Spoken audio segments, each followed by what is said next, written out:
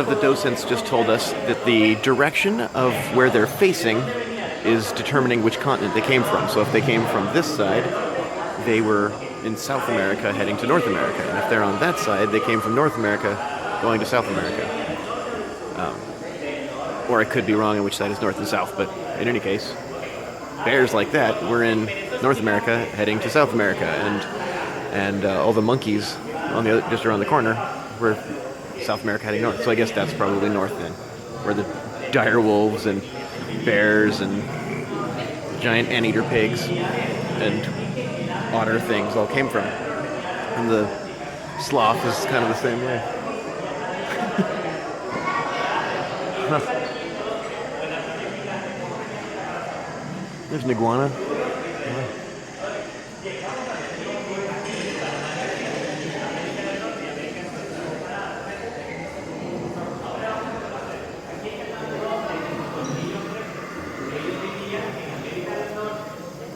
Also learned earlier, the difference between a toad and a frog is a toad has regular little fingers, whereas frogs have little spheres, little circles on the end of them. Apparently that's how they define the difference between a turtle and a frog. Or a sapo and a rana. Sapo being frog. Oh wait, no, sapo is toad. Rana is frog. Yeah, so there's a snake, rattlesnakes. That must be... So the rattlesnake came from North America heading to South America? No, from south moving to north. Oh, okay. I keep forgetting which direction is north and south here. And in this case, both are from north moving to south. Really? It's really interesting. Huh. You will discover that monkeys, for example, were from South America and they moved to north. And in this case, all the cats that we have in the Americas continent are from north and they moved to south. Fascinating. Other interesting fact is this animal that you can see here. Is it a deer or something? It looks like a deer. Let's go this way. You can find them at South America. Guess what it is? Like an alpaca or something? Yeah. Wow. It's llama, alpacas, vicuñas, all these animals that you can find in South America.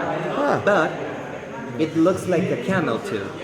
Can you see it? A little bit, yeah. They are family. Huh. And we discovered, thanks to the fossils, that camels appear in Arizona, United States, in the Arizona's desert. During the Ice Age, this group of animals moved to South America to survive.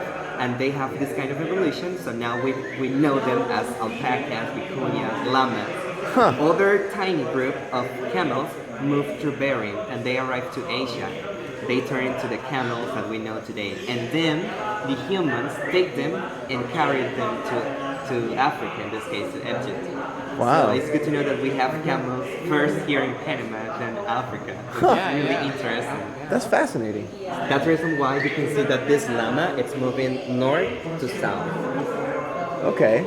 Huh. Yeah, lots of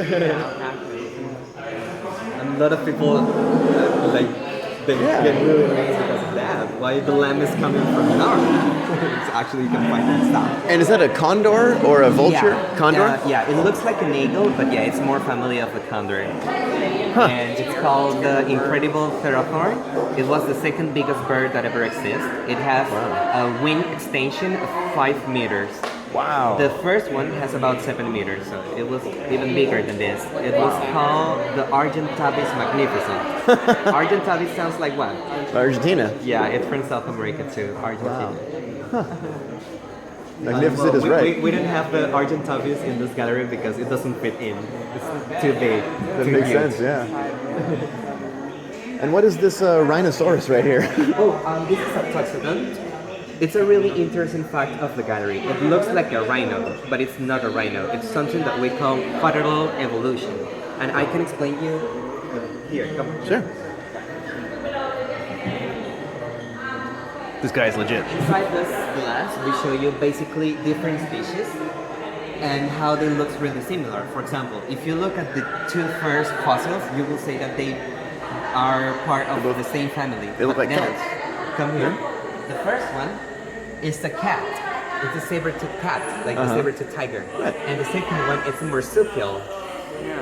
Yeah, Really? it's Like a really long- interesting. It's more family of the kangaroos than tigers. Yeah, really. Whoa. Does.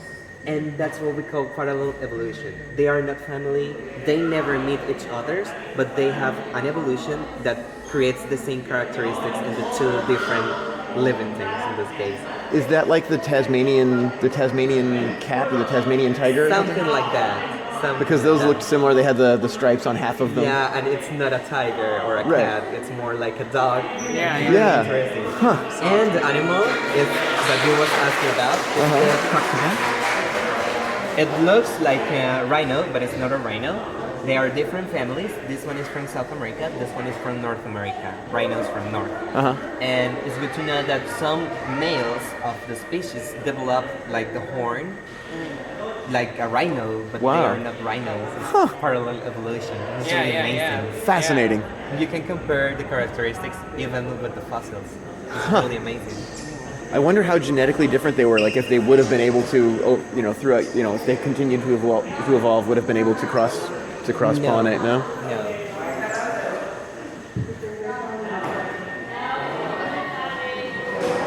In humans, we have cases of parallel evolution.